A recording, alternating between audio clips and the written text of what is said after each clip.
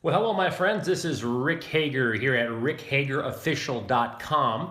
And I wanted to do a quick little vlog for you and talk about a concept that was really important for me when I first got started in my business career in network marketing. It was something that really illustrated to me where I needed to focus on. And it came in the form of a question. My mentor sat me down and he said, Rick, I want to ask you a very simple, pointed question. Now, you have to remember, prior to getting involved in network marketing, I worked in the real estate business. I was licensed in two different states, New York and Nevada, to list and sell and transact real estate. And on top of that, I used to work in the business development industry. I used to travel all over North America and around the world, putting on big seminars. We worked with hundreds of thousands of people during the course of the number of years we were involved.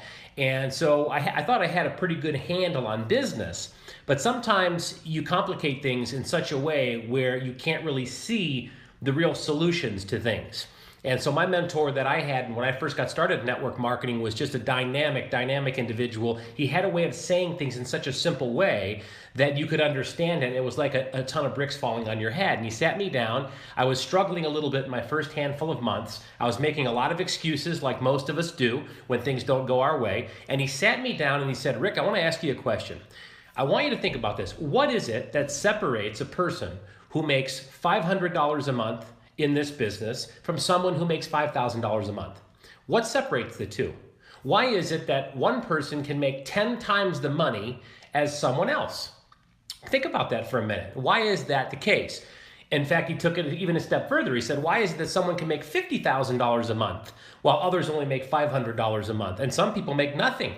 Why is there that huge discrepancy? What is the variable that makes all the difference in the world? And I thought about that for a little bit, and I didn't really have an answer for him. So he said, let me share with you kind of a thought process here. He says, there's basically three parts to your business. And he made me take out a piece of paper, and I started to write this stuff down. He said, draw a circle and divide the circle into three parts, like a kind of a peace sign in the middle of your circle. On one side of that circle, in one of those pieces, you have the first component of your business, which is the product component. There's the products is very, very important. If you're building a business, obviously there's a product or service that you're bringing into the marketplace, and you as an individual have to learn some basic things about your product or your service. He says it's dangerous to try to get too detailed and too specific. You want to know some good quality bullet points, the benefits of your product, maybe be able to share a few stories. But there's the product part of the business. You don't have to be a scientist. You don't have to really drill down super deep on the product. You just share a story and know a few of the quality bullet points about that product. That's one part of the business. He then said, there's another part of the business, the second part. If you look at that circle with the three pieces in it, the first is the products. The second part is the compensation plan. It's the compensation system. He said, you know, there's a compensation plan. There's a certain way that you're rewarded when you get these products into the market. When people are consuming them and you begin to build a team and you begin to create volume, you have to know a little bit about your compensation system, how it works, how you get paid. Correct? And I said, yes, you're absolutely right. So there's two parts of the business, products and the compensation system.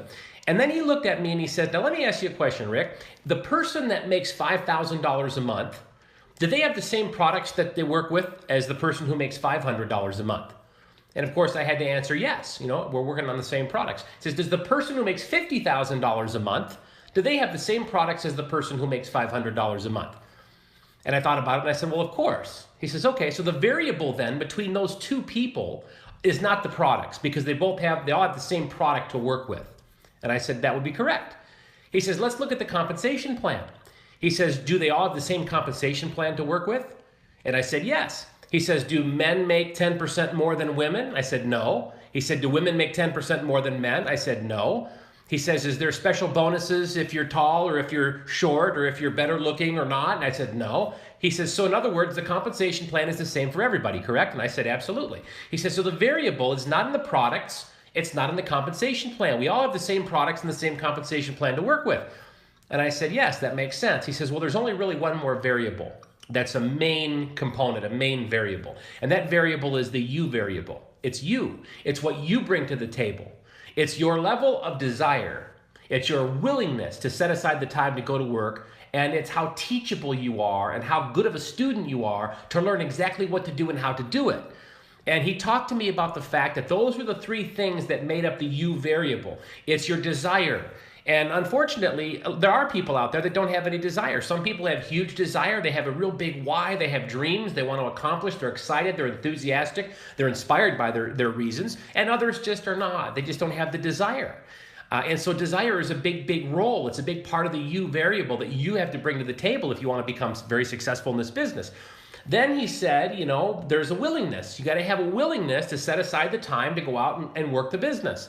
There's a lot of people that get involved in this business, and maybe there's certain things that they want out of life, but they're not willing to pull out the calendar and begin blocking off time. They're not willing to set aside the time to engage. They're not willing to get on the calls. They're not willing to get on the webcast. They're not willing to get to the functions. There's a general lack of willingness to do what's necessary. Sure, they want things, but they're not willing to step out and set the time aside to make those things happen. And then the third thing he talked about is the fact that you have to be teachable. When you come into this business, it's a whole new arena. This is not like any other business that you've been involved in.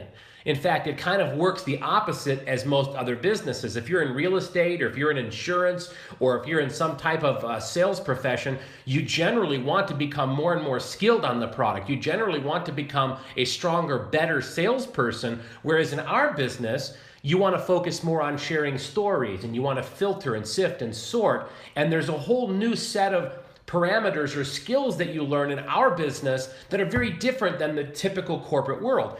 And so he said to me, he says, if you want to have the chance to be the person that goes from 0 to 500 a month, and then that goes from 500 a month to 5,000 a month, and that goes from 5,000 a month to 50,000 a month, if you want to be that person, you have to recognize that there are certain things you're going to have to bring to the table.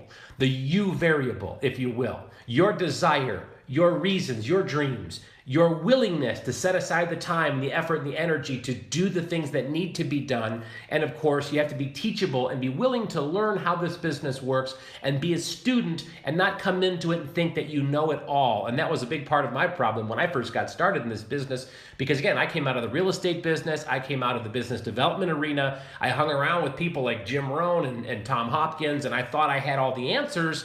And I wasn't learning how this business worked. And so I was falling into a kind of a limiting belief situation that the industry, the business wasn't working. And I wasn't I had the desire and I had the willingness, but I wasn't teachable. That was the thing that hurt me in the very, very beginning. So I want you to just take away from this little vlog that there are 3 parts to your business. There's your products, there's your compensation system, and then there's the you variable. And that's really what separates the small income from the larger incomes. It's what the individual brings to the table that makes all the difference in the world. And so remember this lesson as part of your development and building and developing your business, the 3 parts to your business.